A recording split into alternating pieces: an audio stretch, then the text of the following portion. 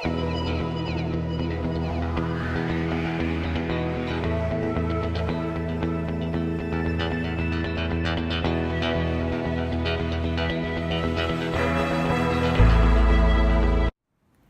in this first bowl, all I did was crack an egg and add a teaspoon of lemon juice.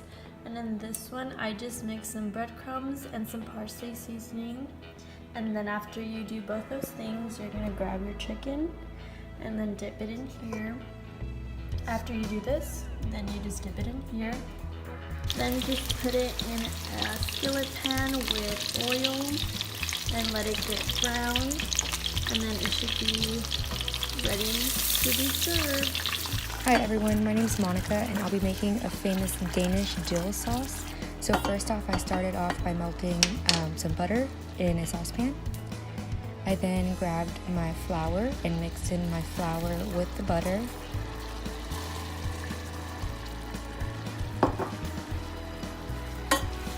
After you mix in that flour with the butter, you want to make sure that it just goes to a smooth consistency so that way it's all evenly mixed. After that, I grabbed some chicken broth. This is 1 cup of chicken broth, and just kind of poured that in slowly.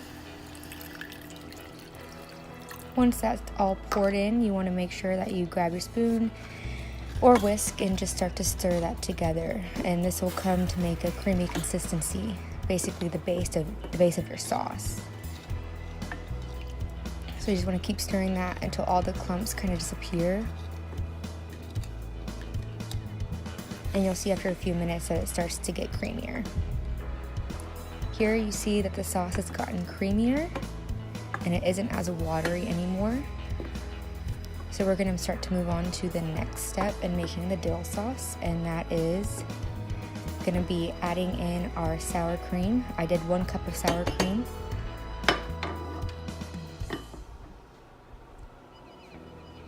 This is the 1 cup of sour cream.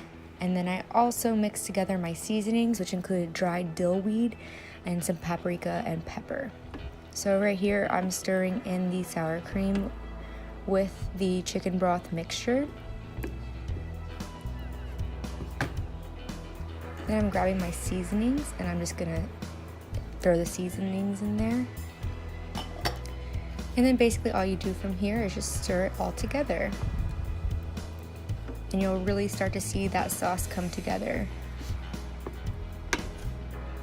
And this sauce has like a really great flavor. It'll go great over our chicken. It'll go great over meatballs. I could see it going over a steak. I mean, you could really throw it on top of anything and it would taste really great. So I agreed to include Alyssa's part of our project in here, which is a French baguette, since she didn't have access to a stove. I also made my own oil dipping sauce to go with this bread. And that included olive oil, balsamic vinegar, some minced garlic,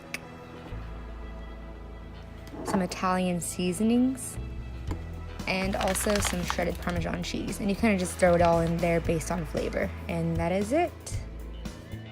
When somebody thinks about German cuisine, they often think about German pan-fried potatoes. Today I'm going to show you how to make them. The first step is chopping up roughly 5 cups of potatoes. Russet potatoes or red potatoes work best in this recipe.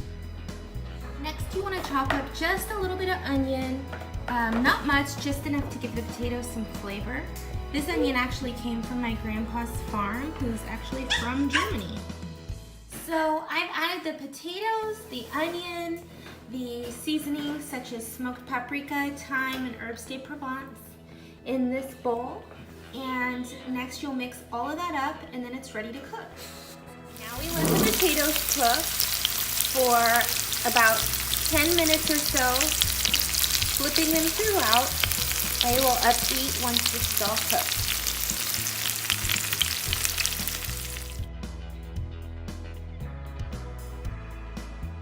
And here we have the final product, German pan-fried potatoes garnished with fresh parsley.